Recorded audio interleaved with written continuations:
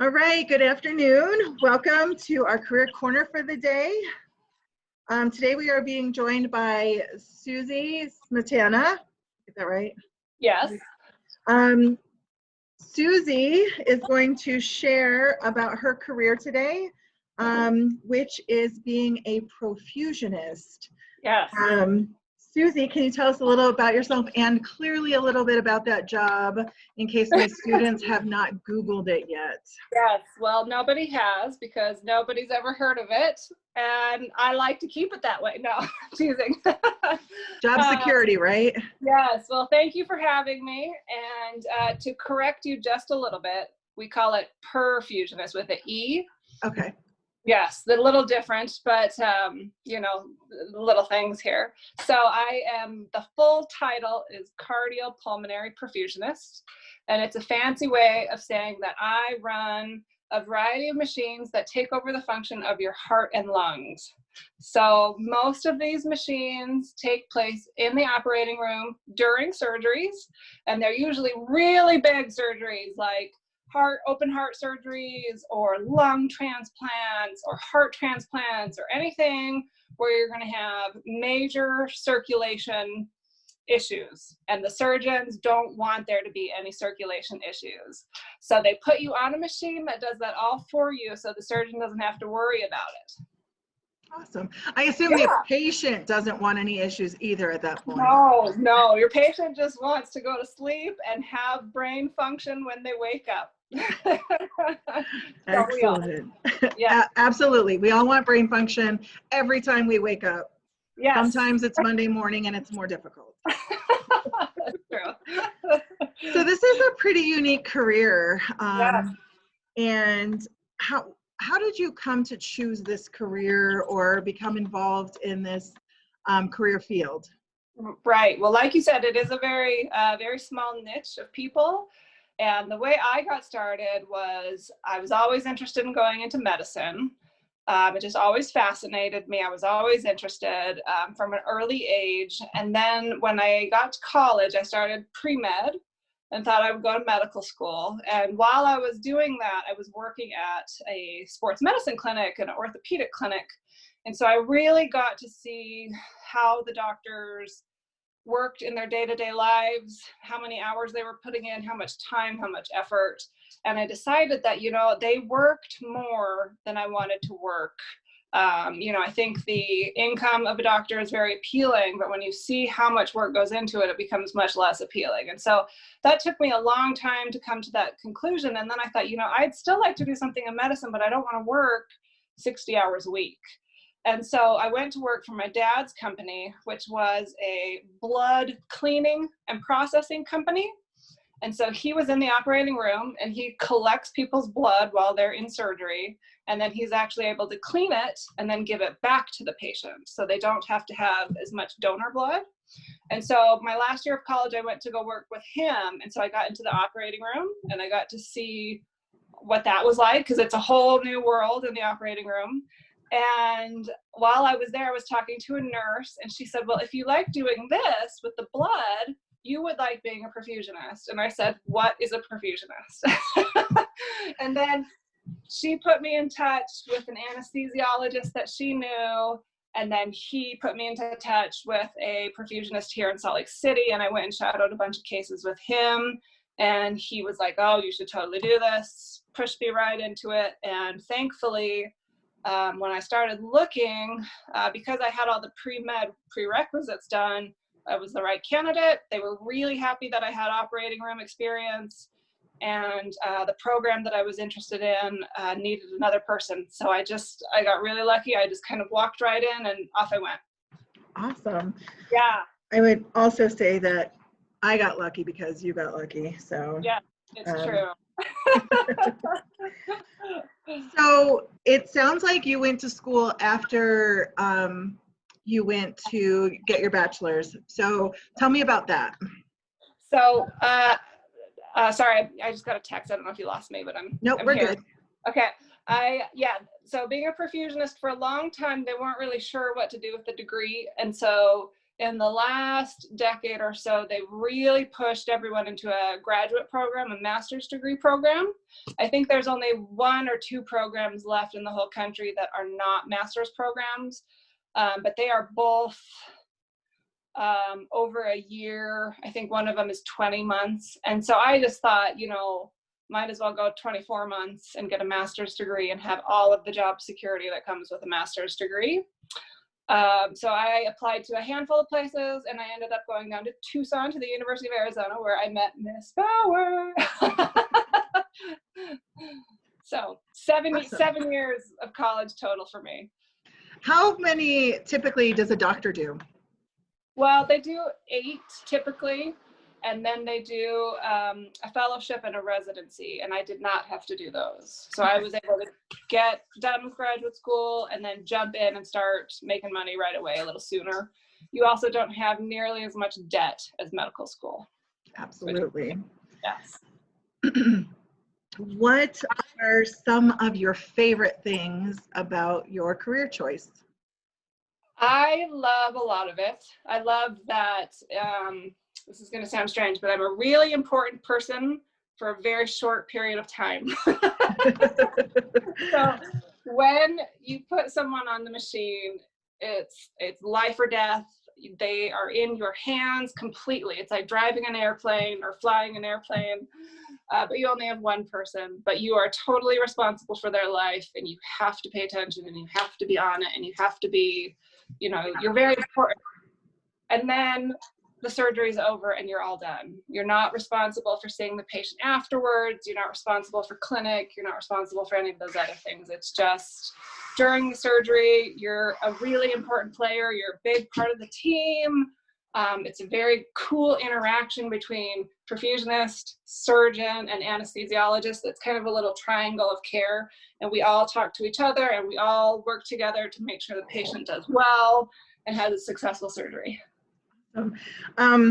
This is not on our list, but I'm curious, and I'm sure our students are curious too, about how many hours right now do you work a week?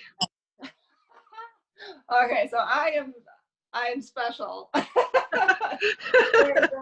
There's a huge range, and that's another fantastic thing about the job, is you can have whatever you're interested. I tell people there's 2 paths in the perfusionist world. There's career perfusionists, and then there's lifestyle perfusionists.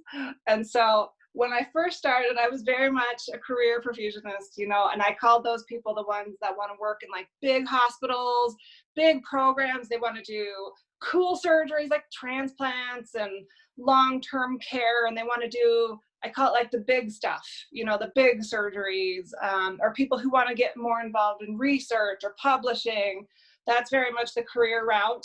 And then the lifestyle route is the one that I'm on now, where I work very little. I have to be on call a lot, but that's the trade-off, but I don't work very much. And I have really kind of the easier heart surgeries, and I have a much more like work-life balance. And when I started, like I said, I was very much a much busier perfusionist. And then when I had children and wanted to have a family, I kind of pulled back a little and said, okay, I'd like a little less work, a little more time at home. And then, you know, maybe when my kids are older, maybe I'll go back to the university style. So to answer your question, you can work a lot. You can work a full like 40-hour plus work week as a perfusionist. But last week I worked 10 hours. So, and that is, I would say average. I do maybe 2 days a week. That's awesome. How much are you on call though? Because you work for 10 hours, but you're on call for how many hours a week? I'm on call 60 to almost 70% of the month. Okay. So it's quite a bit of call, and people don't necessarily understand what being on call means, and I certainly didn't until I started this career. But it is kind of a damper on your life. You have to always be ready to go to work at any moment. So it's very difficult to make doctor's appointments. It's difficult to go to the dentist. It's difficult to make any kind of plans at all, because you don't know if you're going to go to work or not. So you have to have, shoes in your car all the time. You have to have all your operating room stuff. My car is always full of snacks. You just have to always be prepared to go to work. And it over time, it definitely kind of wears on you, but it's the trade-off. So I know this isn't where I normally have this question, but it's kind of a nice segue. Sure. Can you tell me the difference between how much a lifetime or what you called it, a lifestyle, and what was the other one? Career. Can you tell us the difference between how much a lifestyle and a career perfusionist would make you can give us maybe a per year dollar amount? Sure, absolutely. So I know that, I know it's changed quite a bit since I've graduated because we had a really bad perfusionist shortage. And it's getting a little better, but it's still kind of a shortage. So I know in the university settings, depending on where you are in the country, it's always a little different. But I know those perfusionists are a little closer to the $200,000 a year mark. So they do really well. They work, like I said, they're working all night long. They're doing, they're working hard for it, but it's a lot of money if that's what you are going for. And then the lifestyle perfusionists, like where I'm at, we're in the low hundreds, I would say, in that low hundred range. I just want to tell my students, I want to reiterate what Miss Smetana just said. Yes. She works 10 hours a week. She makes about $100,000 a year. Yes, you cannot do better. For the amount of minutes that I'm at work, I don't think you can do better. So I think but also what you do is very important, and attention to detail and things of that nature are super important. But it's I think it's great because if you don't want to be a doctor and you want to get into the medical field, this is a great space to do that. It really is. And I always really like to push it for women that are interested in medicine. A lot of times we get kind of pigeonholed into nursing, and I think nursing is a wonderful career, absolutely.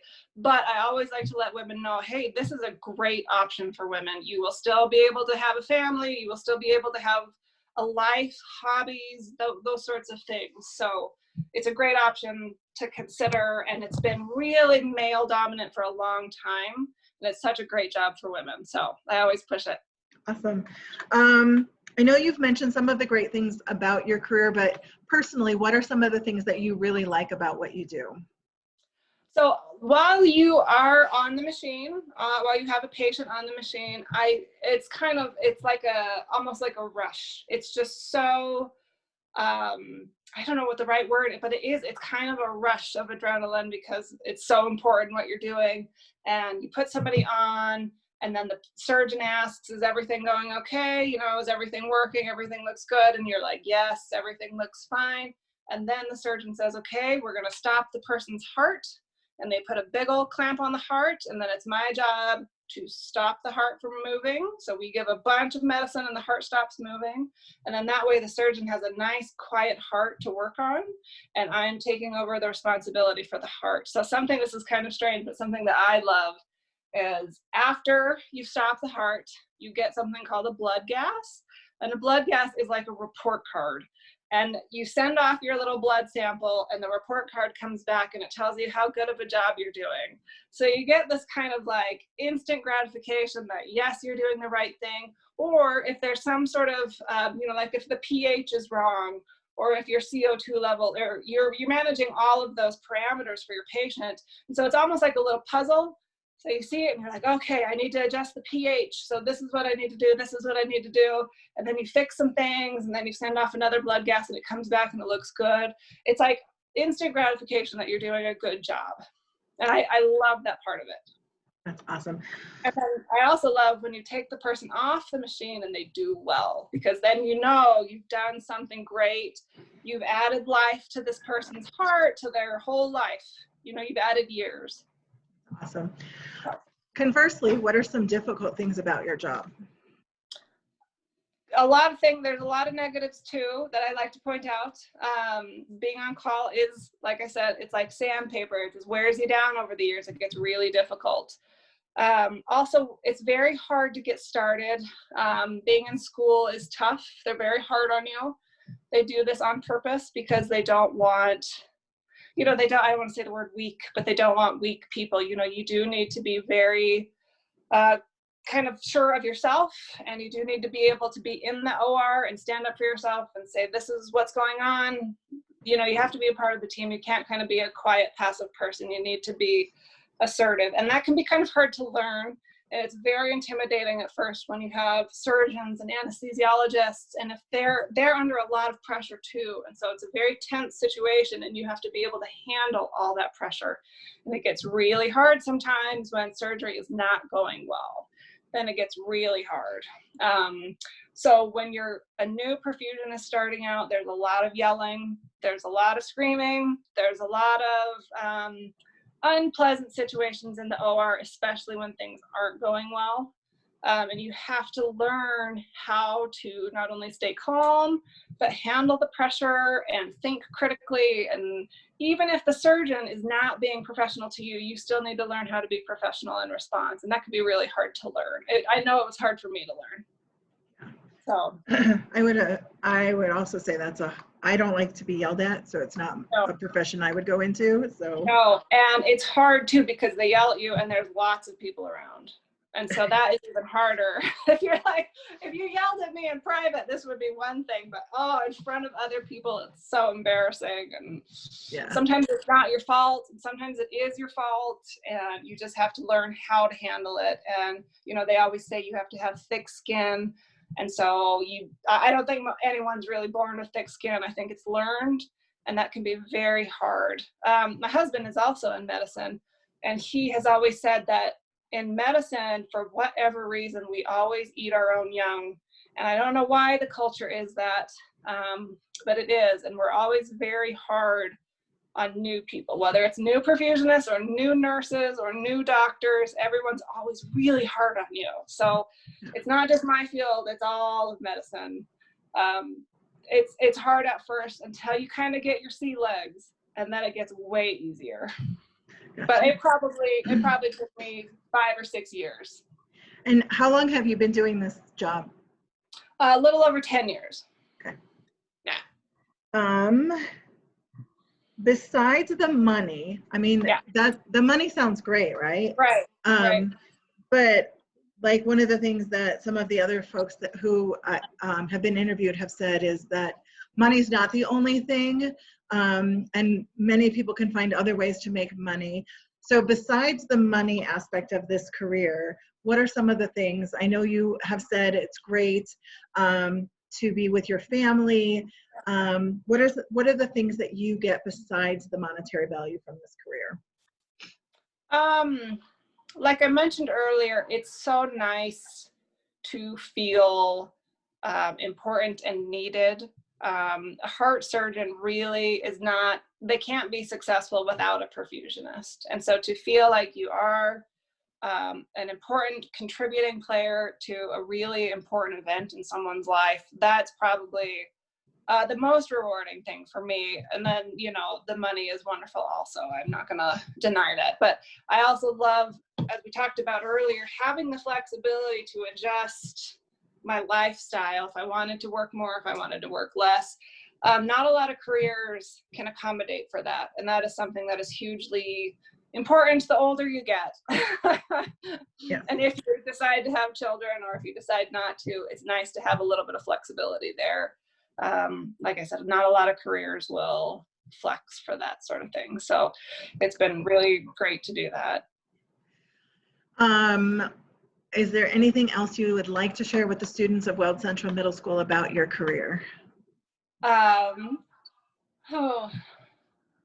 would definitely recommend anyone who's interested in it to get as much medical exposure as they can. And I know that's very limited for middle school kids, but once you get to high school and you're a little older, they will let you come in to the operating room or into doctor's offices. They'll let you shadow people, and it's wonderful to get as much information as possible, whatever aspect you're looking into. Something I do miss, when I was in college at the orthopedic clinic, I got a lot of patient interaction, and I really liked patient interaction. I liked meeting new people and talking to new people, and that was really fun for me. And in the operating room, the patient rolls in and they go to sleep like 5 minutes later. And to be honest, most patients don't want to know about me, so I do not interact with them because I will scare them. So that's something I don't necessarily like. I would love to have patient interaction, but it's okay. It's okay. So if you're a real people person, that's something to think about too. Thank you. You're welcome. I so appreciate, and I know so do my students, especially my students who have said that they want to do some medicine in their life. I know that they are so grateful for your time. So I really appreciate it. Of course. All right, I'm going to take us offline. Is there anything, last words? No, just goodbye. Thanks for having me.